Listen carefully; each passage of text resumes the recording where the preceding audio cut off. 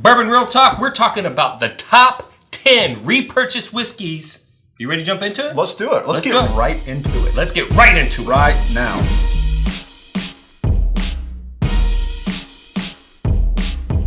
All right, so the reason why this is important is because you guys are always trying to figure out what whiskey you should be buying. You're asking me what my daily drinker is.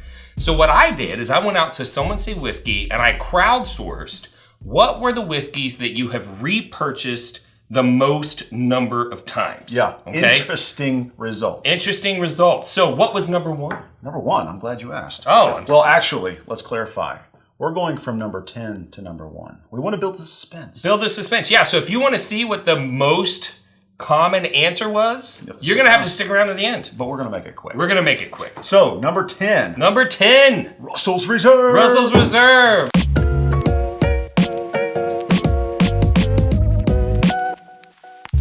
Made by Wild Turkey.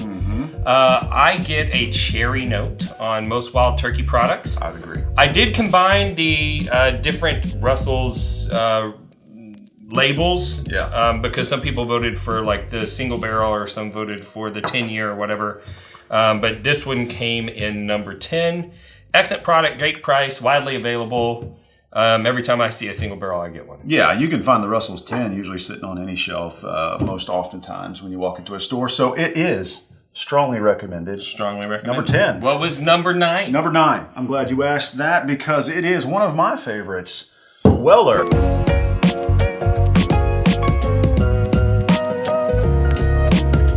Again, we combined a lot of the Weller Special Reserve, OWA, and honestly, I feel like you could kind of tell how long the people have been in the whiskey game by their answer, because this used to be my number 1, right? Because I always had a handle, I drink it all the time. And that's a screw top Weller. It's a screw top. I mean, that speaks to how long you've had that bottle on the. When I got into whiskey, like I would make cocktails out of this, right? And now it's like unobtainium. Yeah. So.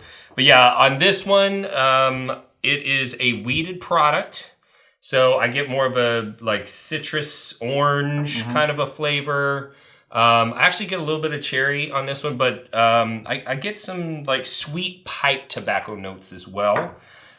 This one's a little bit harder to find. In some areas, the Weller Special Reserve can be purchased anytime. That's the green label version of this. Yep. A little bit lower proof, a little bit lower on age. And a little bit lower price. A little bit lower price, yeah. That's number 9. Number 8. Number 8. And again, combined from several. Combined. The Maker's Mark 101, 46, Private Select.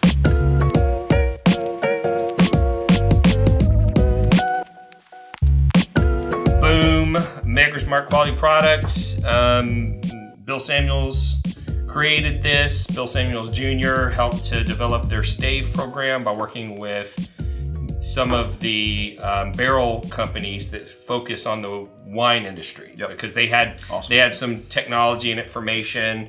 And so some of these versions are the same thing as the regular makers, but they do a little secondary aging with some staves.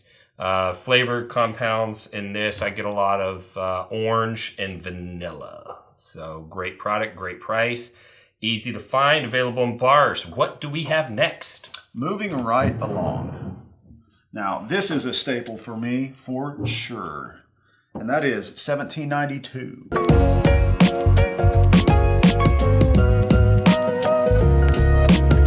Yes, again, combine the single barrel, bottle and bond, and full proof oats. All the same whiskey, just different proofs, different ages. Made at Barton Distillery. 1792 is not the name of the distillery. I think that's one of the oldest distilleries in Bardstown. I believe so. They have, interestingly enough, a decommissioned still that is still in the center of the distillery that was put there by the U.S. government to help make grain neutral spirit for World War II effort. Yeah. Get cherry and bananas on this. It's bananas. For me, I get a medicinal cherry and often a bit of a smoke flavor because they get enough age on there to pull a little bit of smoke flavor out of that barrel. So solid product, solid price, widely available. 10, 9, 8, 7. We're ready for number 6. Number 6? Do I have it or do you have it? I have it. Yes! And it is E-Dub.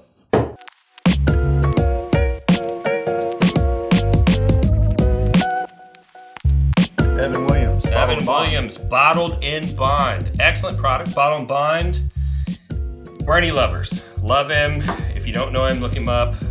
He has helped to resurrect the Bottled in Bond whiskeys in the United States. Bottled in Bond Act, first consumer protection law in U.S. history. 1897? 1897. I had to look that up the last time you asked me that question. And now it's ingrained in my mind. Yeah, and then you didn't put it in the outtakes, which I'm glad you didn't, because I look like a jackass that day. And so this one, interesting. This distillery, unfortunately, was destroyed by a fire years ago, and they were helped out by their buddies over at Beam. Yes, Heaven Hill makes this whiskey, had a fire. Beam, a competitor, helped them out because that's what whiskey's all about. That's what whiskey is all about. And they ended up with Beam's yeast strain. And so now, since Beam kind of has this nutty flavor, a lot of Heaven Hill products have a nutty flavor. This one's like a nutty flavor with like a florally, yeasty kind of flavor mixed in with it. But the price is so reasonable for the quality and age of this product and the proof. Unbelievable value. Yeah, and it's DSP number 1. All right, whiskey lover, I know what you want for Christmas. You want that sweet, sweet Van Winkle. But guess what? You're not gonna get it because your loved one doesn't know how to find Van Winkle because it's freaking hard to find. So do you know what's gonna happen? Your loved one's gonna go to your local liquor store and someone's gonna trick them into buying some overpriced, non-distiller produced crap. And they're going to give it to you. And you're not going to know how to respond on Christmas. And they're going to be disappointed. And you're going to be disappointed. So do you know what you should do? You should send your loved one over to bourbonrealtalk.com and get yourself an American Whiskey Aroma Kit. These aren't allocated. All you have to do is go over and buy one. And guess what? We've curated 36 custom scents for you to be able to develop your whiskey palate. And when you get this out with your friends and you start tasting whiskey and smelling these vials, you're gonna have so much fun, you're not gonna know what to do with yourself. So, save yourself the embarrassment. Save your loved one the embarrassment. And head over to bourbonrealtalk.com right now and get yourself an American Whiskey Aroma Kit. And that way you can have a happy Christmas.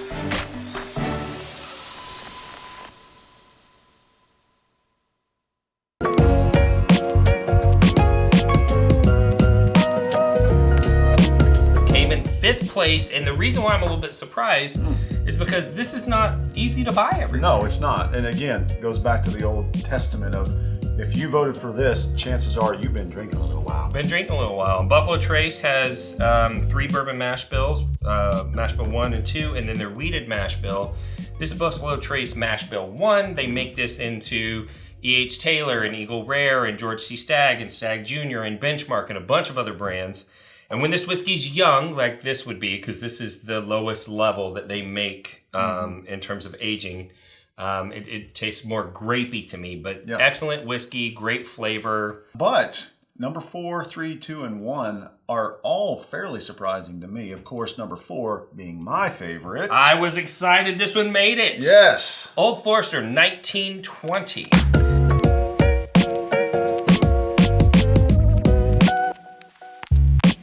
Now, there were a few people that voted for 1910. There's one person that voted for the Signature Series 100 proof.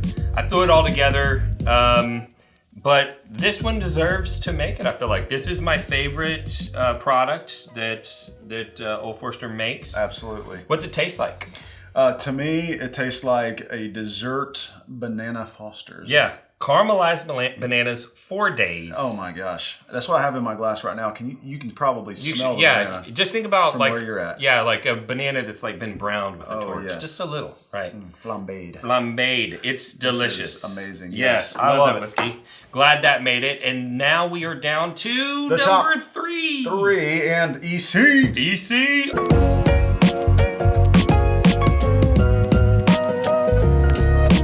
Elijah Craig, what? And again, combining all the offerings that they were mentioned, the barrel proof and the toasted. You know what? No one said toasted. No one said any of the weird stuff. No one said Elijah Craig rye. Yeah. Barrel proof, right? The barrel proof in the small batch. Yeah. And sometimes people just said EC or Elijah Craig, so I assumed that they meant the small batch. I don't know. So we combine those. Elijah Craig, another Heaven Hill product. This one's interesting. Get a lot of vanilla. Again, being me, so nutty. But there's some fruit flavors in here that make this one kind of taste like a PB&J to me, like a peanut butter and jelly, but like you didn't know what jelly it was, right? Yeah. So it's like that sweeter vanilla peanut butter flavor mixed with some fruits. But widely available. If you go to a store, they don't have it. You could ask them. I'm sure they can get it from the warehouse. Yeah. This one's not on allocation yet. So, number 2, my personal favorite. This was my vote. Wild Turkey 101.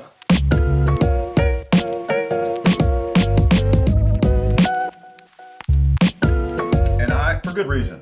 Yes. Okay? I'm not disagreeing. Okay. Now, we'll get to this because there are several that I think should have been on this table that aren't. Mm-hmm. But I don't disagree that Wild Turkey 101 is absolutely It deserves its space. And here's why. It's so inexpensive and it's so widely available that this is a type of whiskey that you can make it in cocktails. Mm-hmm. You can drink it neat. If you like it on ice, whatever. It can hold up to almost anything, and you don't feel bad about it because you're not going to have a hard time replacing it. For me, I get a cherry note. This is distilled at the Wild Turkey Distillery. They do have other offerings that they make out of this whiskey, including the Russels. Which got so much love. It deserved its own space. Do you think they're ready for number 1? I am ready for number 1. I am actually surprised. I am too. I told you how surprised I was. And this is going to piss some of you off, and I apologize for that, but number 1 was Eagle Rare.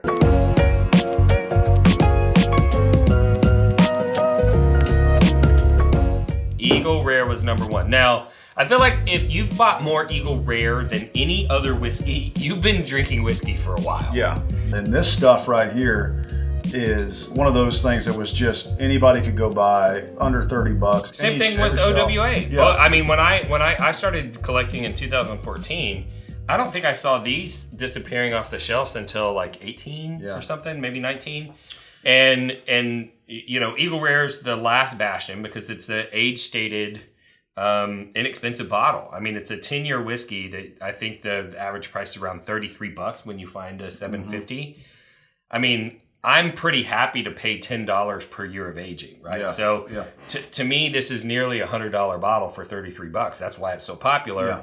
But, you know, if you've been around for a while, this was a lot of people's daily drinker. Mm-hmm. A lot of people. I will tell you, this one was never my favorite. And back in the day when it was readily available, I didn't really drink very much of it, which is strange because I love George C. Stagg. I love E.H. Taylor Barrel Proof, but there's just something about this flavor profile that never really hit it for me. Yeah. So, but there you have it, folks. Those are the votes. Now, let's get to just a couple that we're surprised. They call them all honorable mentions, if you will. Sure.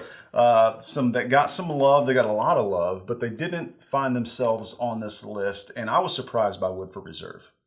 I thought there would be a lot more contention for maybe even a top 5 spot. So to see it kind of fall in with probably 12, 13-ish, 14-ish. Yeah, it almost made the top 10. I did combine the Woodford Reserve with the Woodford Double Oak votes, and it was close. It was, you know, like I said, number 11, 12, 13, 14, somewhere in there. I was a little surprised that one didn't make the top 10. But when I look at what's up here on the table, I'm like, well, what would I knock off of here for Woodford Reserve? I'm like, I'm not sure that I would. I mean, I would rather drink Woodford than the Evan Williams Bottle and Bond. But when you consider price, now all of a sudden you're like, okay, that makes sense. This one probably should be a more frequent repurchase because Woodford's a little more of a luxury product. Yeah.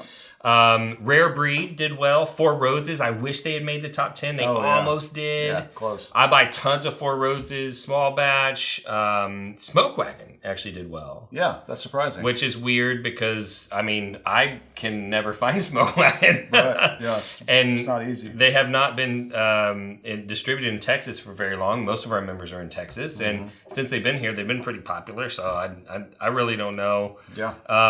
But Jack Daniel's another one I'm surprised didn't.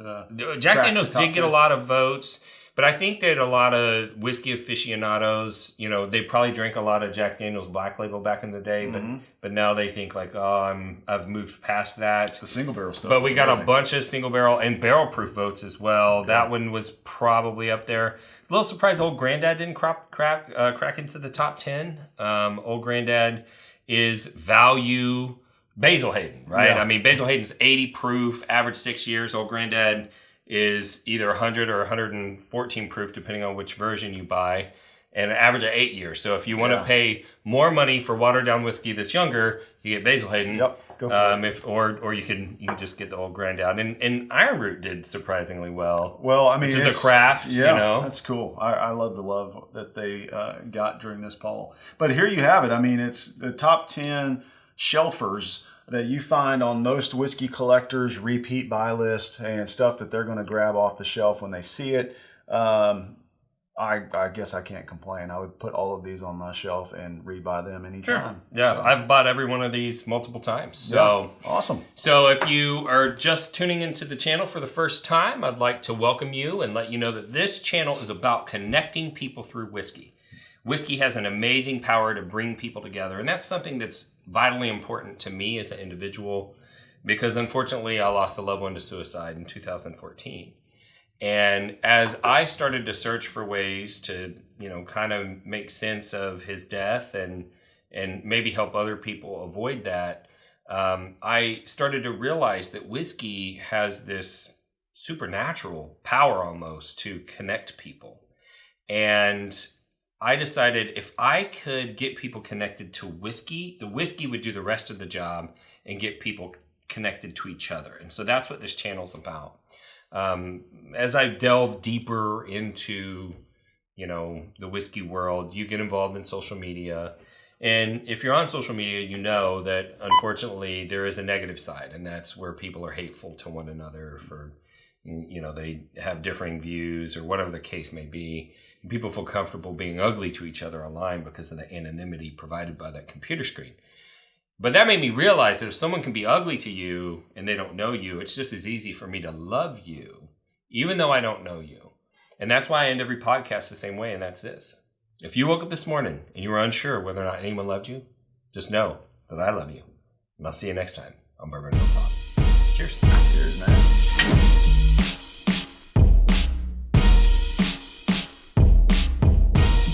I talk too much. And your shirt should say, I drink and I know things, so I talk a whole hell of a lot about them. And so we have to re-record because that was 30 minutes and it should have been 15. So, no, you helped. Okay. I talked a little bit. You talked a wee bit. A wee bit. All right, we're gonna make this one quick. We're gonna make it quick. What's going on, Bourbon Real Talk family? Are we going to redo the intro? I don't know. All right. What was the intro? I don't even remember. Okay. Ready?